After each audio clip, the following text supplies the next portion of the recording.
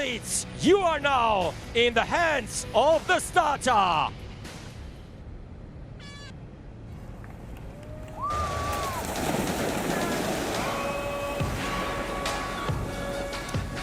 This was the race. So away we go here in Dubai under the fierce desert heat.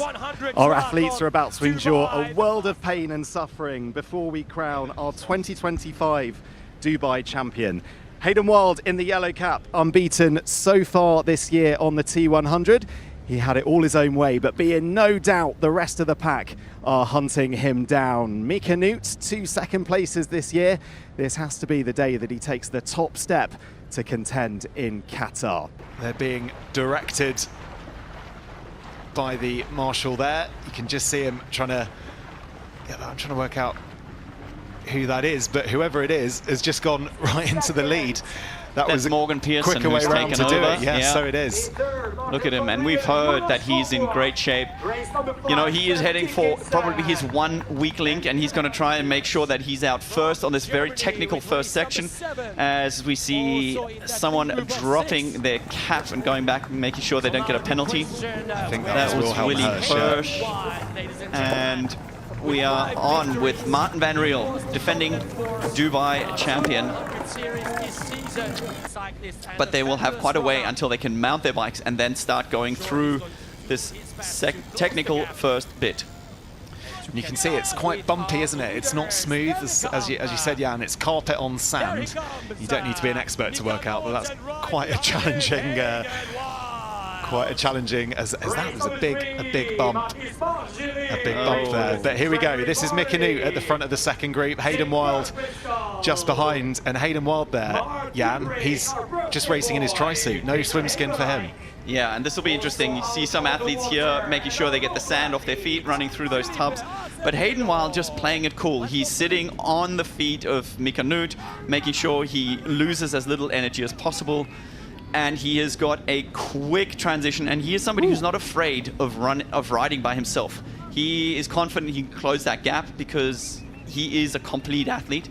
And we see Mathis Margier here taking on a bit of cold water and pushing over the sand to make sure that they get on. But this is the advantage of not swimming with a swim skin. You can see he's created a gap for himself. Up at the very top of your screen is Hayden Wilde heading out.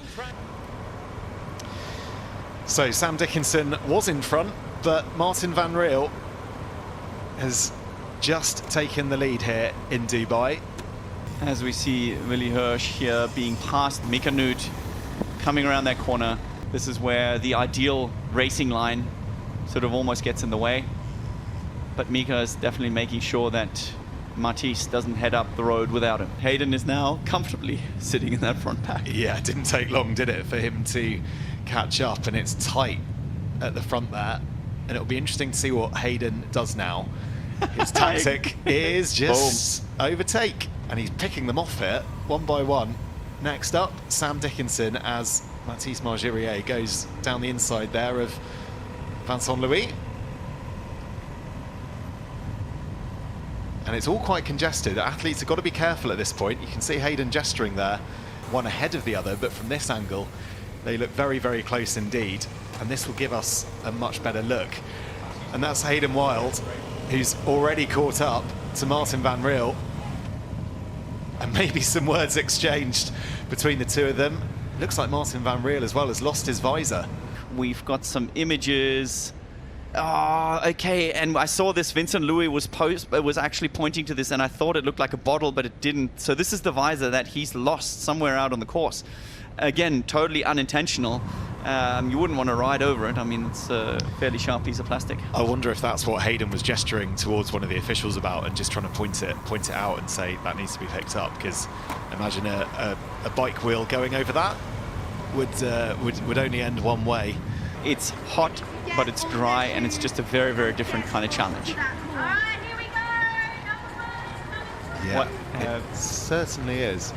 He's missed the turn. Oh my God, he has missed transition. Jesus Christ, Hayden, what are you doing? Nope, you're not. You're wrong, buddy. Oh my goodness. Oh, and it goes that quick. So Hayden Wilde here has missed the transition zone. And so is Mathis Margirier. Oh my goodness me. We have just had it confirmed by the officials. They have missed transition.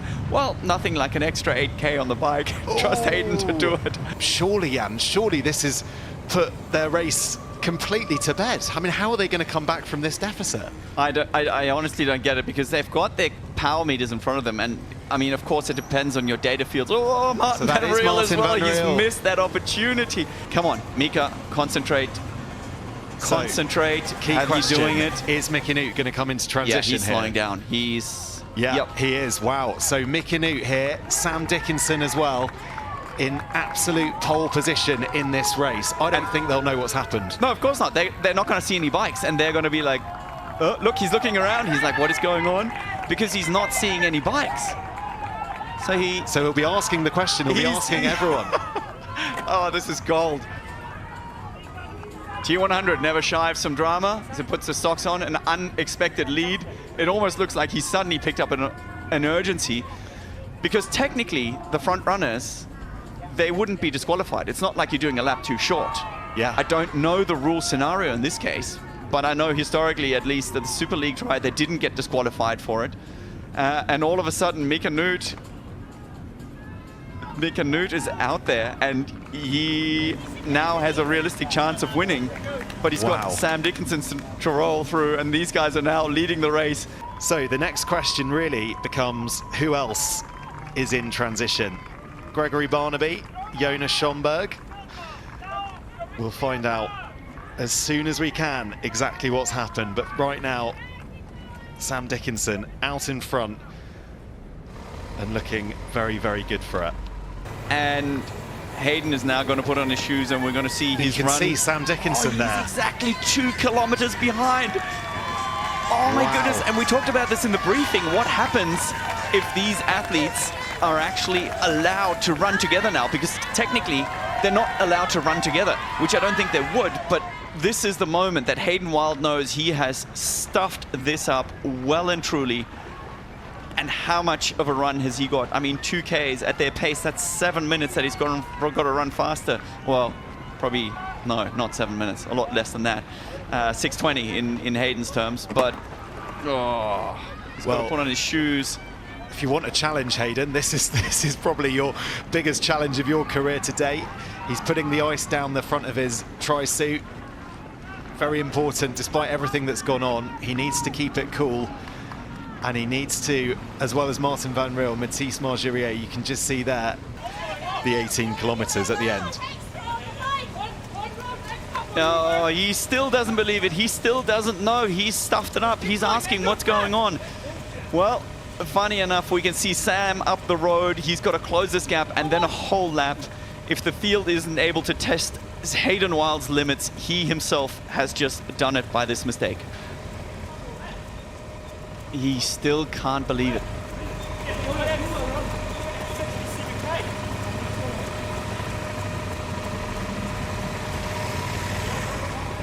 He's adamant. He is convinced. Yeah. He is absolutely convinced he's right here.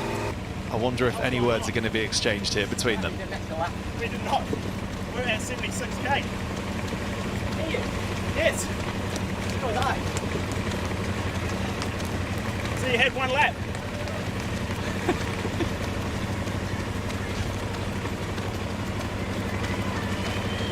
He still doesn't believe it.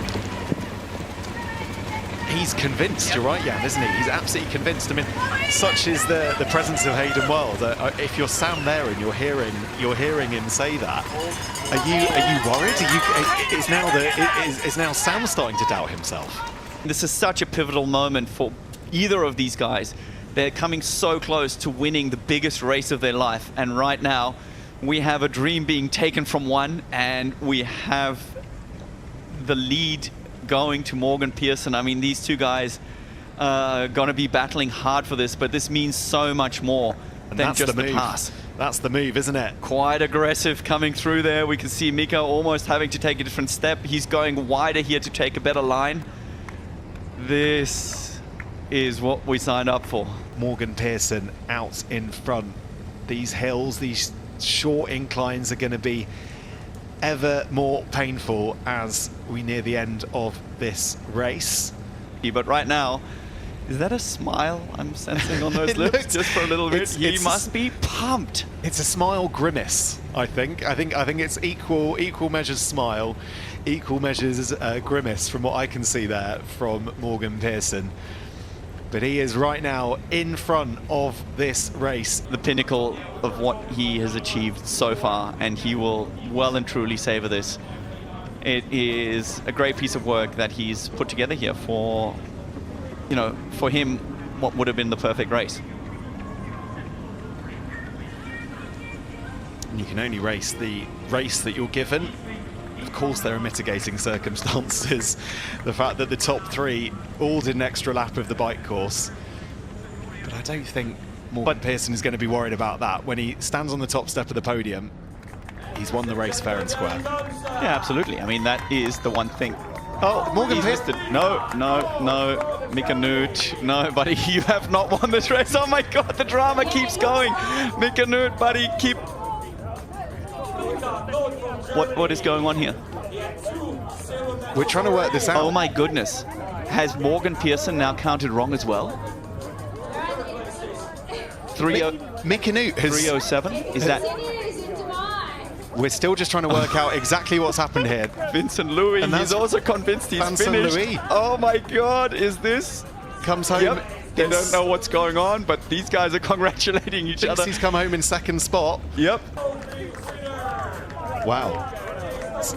So Sam back on the podium. Dickinson coming in third, we think. Jonas Schomburg, he's also there. Top 4 again, same as last weekend. He's convinced. But there's Hayden Wild coming home in 5th. And Morgan Pearson might be in for a bit of a shock here when he sees all of his fellow athletes out in front. And there comes our next finisher. Welcome to the finish line, Morgan Pearson.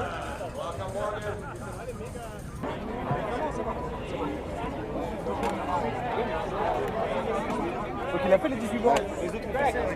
Unfortunately, this afternoon's racing was overshadowed in the men's event by a technology problem that occurred during the run. As a result, following World Triathlon guidelines, we have taken the finish result based on the final point that we had full data, which was on the 7th lap of the run. We're happy to celebrate Morgan Pearson's first win on the T100.